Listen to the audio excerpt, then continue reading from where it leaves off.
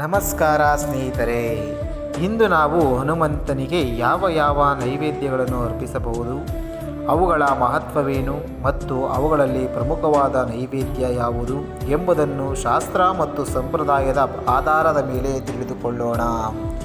ಶ್ರೀ ಹನುಮನು ಭಕ್ತಿ, ಶಕ್ತಿ, ಧೈರ್ಯ, ಜ್ಞಾನ ಮತ್ತು ಸೇವೆಯ ಪ್ರತೀಕ.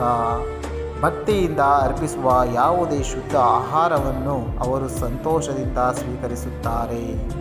ನೈವೇದ್ಯದ ಮೌಲ್ಯ ಅದರ ವೈಭವದಲ್ಲ, ಭಕ್ತಿಯಲ್ಲಿದೆ. 1. ಬೆಲ್ಲ ಮತ್ತು ಕಡಲೆ ಅತ್ಯಂತ ಪ್ರಸಿದ್ಧ ನೈವೇದ್ಯ. ಹನುಮಂತನಿಗೆ ಅತ್ಯಂತ ಸಾಮಾನ್ಯವಾಗಿ ಅರ್ಪಿಸುವ ನೈವೇದ್ಯವೆಂದರೆ ಬೆಲ್ಲ ಮತ್ತು ಹುರಿಗಡಲೆ. ಇದು ಸರಳ, ಸಾತ್ವಿಕ ಮತ್ತು ಬಹಳ ಪವಿತ್ರ ನೈವೇದ್ಯವೆಂದು ಪರಿಗಣಿಸಲಾಗಿದೆ.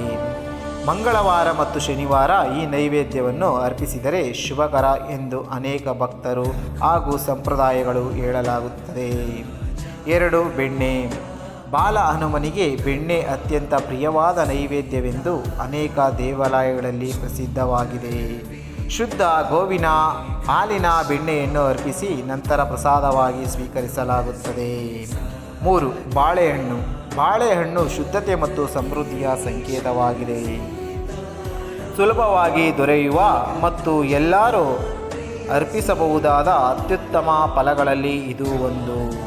4. ತೆಂಗಿನಕಾಯಿ. ತೆಂಗಿನಕಾಯಿಯನ್ನು ಒಡೆದು ನೈವೇದ್ಯವಾಗಿ ಅರ್ಪಿಸುವುದು ಅಹಂಕಾರವನ್ನು ತ್ಯಜಿಸುವ ಸಂಕೇತ ಎಂದು ಹೇಳಲಾಗುತ್ತದೆ. ದೇವಾಲಯಗಳಲ್ಲಿ ಇದು ಬಹಳ ಸಾಮಾನ್ಯವಾಗಿದೆ. 5. ಪಾನಕ. ಬೇಸಿಗೆಯ ದಿನಗಳಲ್ಲಿ ಬೆಲ್ಲ, ಏಲಕ್ಕಿ ಮತ್ತು ನೀರಿನಿಂದ ತಯಾರಿಸಿದ ಪಾನಕವನ್ನು ಅರ್ಪಿಸುವ ಸಂಪ್ರದಾಯವಿದೆ.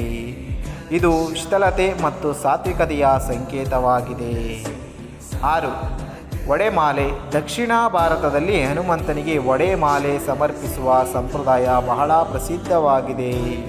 ಇದು ನೈವೇದ್ಯದ ಜೊತೆಗೆ ವಿಶೇಷ ಸೇವೆಯೂ ಆಗಿದೆ. ಮನೋಕಾಮನೆ ನೆರವೇರಿದ ನಂತರ ಅನೇಕ ಭಕ್ತರು ವಡೆಮಾಲೆಯನ್ನು ಸಮರ್ಪಿಸುತ್ತಾರೆ. 7. ಅವಲಕ್ಕಿ. ಅವಲಕ್ಕಿಗೆ ಬೆಲ್ಲ ಮತ್ತು ತೆಂಗಿನ ತುರಿ ಸೇರಿಸಿ ನೈವೇದ್ಯವಾಗಿ ಅರ್ಪಿಸಲಾಗುತ್ತದೆ. ಇದು ಸರಳವಾದರೂ ಪವಿತ್ರವಾದ ನೈವೇದ್ಯವಾಗಿದೆ. 8. ಪಾಯಸ. ಹಾಲು, ಅಕ್ಕಿ ಮತ್ತು ಬೆಲ್ಲ ಅಥವಾ ಸಕ್ಕರೆಯಿಂದ ತಯಾರಿಸಿದ ಪಾಯಸವನ್ನು ವಿಶೇಷ ದಿನಗಳಲ್ಲಿ ಅರ್ಪಿಸಬಹುದು. 9. ಲಡ್ಡು. ಬೇಸಾನ ಲಡ್ಡು ಅಥವಾ ಬೂಂದಿ ಲಡ್ಡುಗಳನ್ನು ಸಹ ಅನೇಕ ದೇವಾಲಯಗಳಲ್ಲಿ ಸಮರ್ಪಿಸಲಾಗುತ್ತದೆ.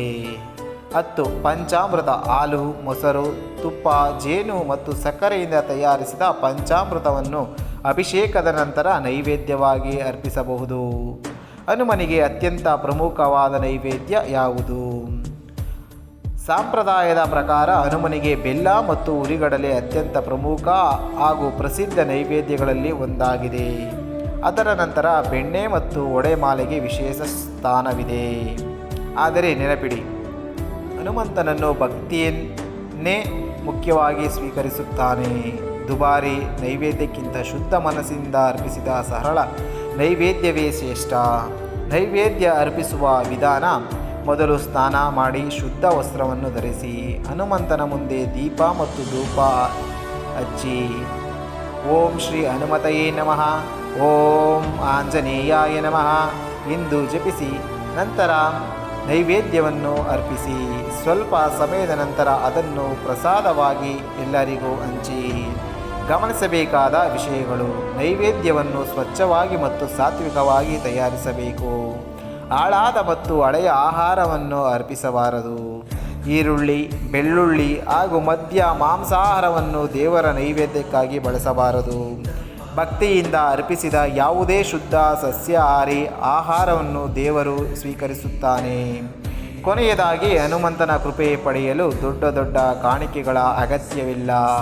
ನಿಷ್ಕಪಟ ಭಕ್ತಿ, ಶ್ರೀರಾಮನ ಸ್ಮರಣೆ ಮತ್ತು ಧರ್ಮ ಮಾರ್ಗದ ಜೀವನವೇ ಅವರಿಗೆ ಅತ್ಯಂತ ಪ್ರಿಯ. ಜೈ ಶ್ರೀರಾಮ್, ಜೈ ಹನುಮಾನ್.